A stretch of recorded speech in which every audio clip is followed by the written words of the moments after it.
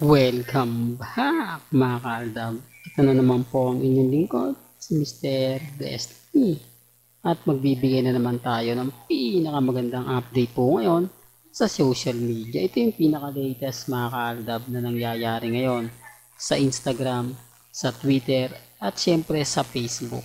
Marami pong mga komento, marami mga sinasabi na talaga naman pong nakakataba po ng puso yung iba. Yung iba naman po nakakabwisit mga kaaldab na sinasabi nilang normal lang po yan mga kaaldab dahil binabash na naman po ngayon sina Mengay at ang Eat Bulaga. Tapos na raw po si Alden.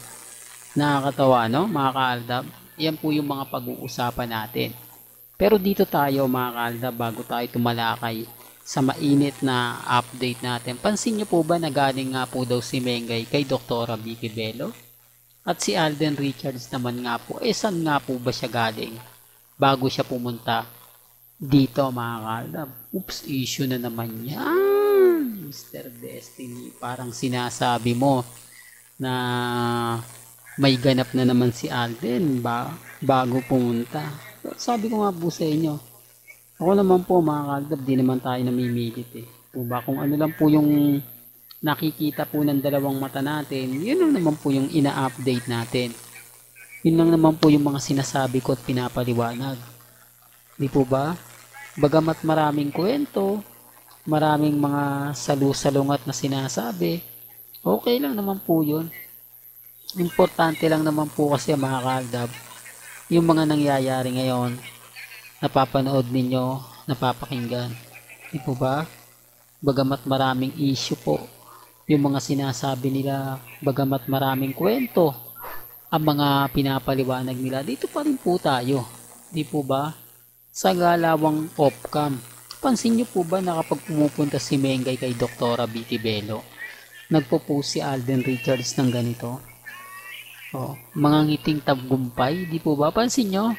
Yung ngiti ni Mengay tsaka ngiti ni Alden talagang parang, di po ba? Kaya nga po nakakataba ng puso yung mga bagay na ganyan.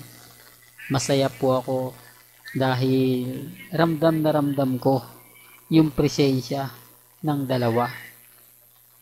Kaya nga sabi ko sa inyo, ako po mas maraming nakikita, mas nakakaalam sa mga bagay-bagay po. Ang problema lang po mga kaaldab, siyempre yung iba hindi naman po talaga natin makukumbinsi at wala naman po talaga tayong balak na kumbinsihin sila. Po ba? Ang sa akin lang po, mag-ibigay sila ng resibo na totoo. Hindi po ba? Ay sino kasama ni Mengay dyan kay Dr. Vicky Bello? At bakit? Napakatipid naman po ng mga bagay-bagay pagdating kay Mengay kay Dr. Vicky Bello.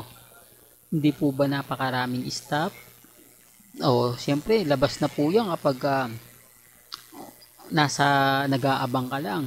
Hindi po ba maraming mga ilang din hindi artista ang pumupunta kay Dr. Vicky Bello?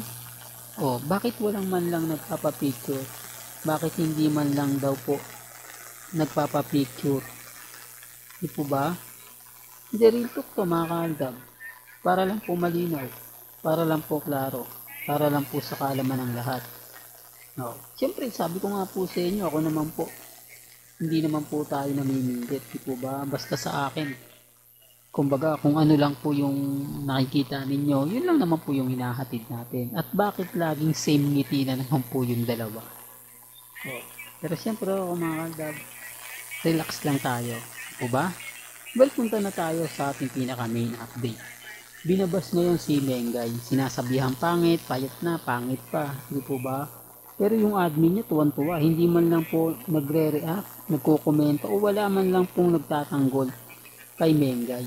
Hindi ko alam mga kaaldab kung bakit Hindi ko alam kung ano yung nagiging rason kung bakit nila sinasabi yon. Hindi ko alam kung ano yung sa palagay po nila, kung bakit mas matindi yung mga sinasabi nila. Tapos ang Itbulaga naman po binabas ngayon. Dahil alam nyo kung bakit ibinabas. Ito po kasi yung rason. Kung matatandaan nyo, binibitin po nila yung tamang panahon. Binibitin nila na paunti-unti. Kaya yung tao na hype daw po, imbis na yung isang linggo, nagiging isang buwan daw po ang pinagpepiestahan ng Aldab. Pagkatapos si Alden Richards, dahil isang linggo lang naman po at nakalipas, si Mengay naman binabanatan nila. At yung Dabber Cats, dahil nga po sa tamang panahon, secret reveal. Hindi naman lingid sa inyong kaalaman na maraming komento, maraming natuwa, naalala ko to, ganito. Yung mga mamis, mga titas na pinakilig ng Aldab. Pero hindi sila totally na fans nila Mengay at Isoy. Gusto lang silang makita, gusto silang mapanood, yung inaabangan. Tapos yung iba po kasi na bumitaw na. Tapos yung nakita po nila, doon mararamdaman mo na kakaiba. Mararamdaman mo na parang may mali. Parang yung mga bagay-bagay talagang hindi siya umuukol. Di po ba? Pero gaya ng sinabi ko mga Kaaldab, doon tayo sa part na tayo yung wagi, tayo yung panalo, tayo yung masaya, tayo yung pinakikinig talaga ng Aldab Nation. Tintok to mga Kaaldab, kaya sabi ko sa mga mamis po na hanggang ngayon matatag, hanggang ngayon kampante, saludo po ako sa inyo sa mga pinagdadaanan po ninyo. Hindi po ganun kasi kadali makalaban ang mga army, main fanatics, idagdag mo pa dyan yung cut din. Kasi talagang bibigyan kanila ng masasakit, maanghang na salita. Bukod pa sa mga post na ipapakita nila. Ganyan po sila. Kung ako nga po, di po ba, halos sa kada comment, hindi may iwasan yung sasampahan ka na ng kaso, ikukulong ka na, lahat po ng mga pananakot, maanghang salita, matatanggap mo. Pero sa akin, normal na lang po yan. Kasi kahit maganda yung sinabi mo, maganda yung ginawa mo, hahanapan ka nila ng mali. Hahanapan ka ng butas para lang may masabi sa'yo na ganito. Yung Itbulaga na nga po eh. Hindi po ba? Binabas nila dahil sa Aldab eh. Tayo pa po kaya. Oh. Lalo daw lumalaki ang ulo ng Aldab sa ginagawa ng TDJ, sa ginagawa nila Henyo Mask, nila Dabber Cats. Tapos may tamang panahon pa. Oh, doon pa may kita nyo na parang may mali. Oh, sinasabi ko lang po mga Kaaldab para lang po malinaw. Sinasabi ko lang po para sa mga taong hanggang ngayon talagang kritiko at naiinis kay Mr. Destiny. Diba? Pero okay lang yan. At least mga mamis, alam nyo na po yung istorya. Si Alden at si May, matik na yan.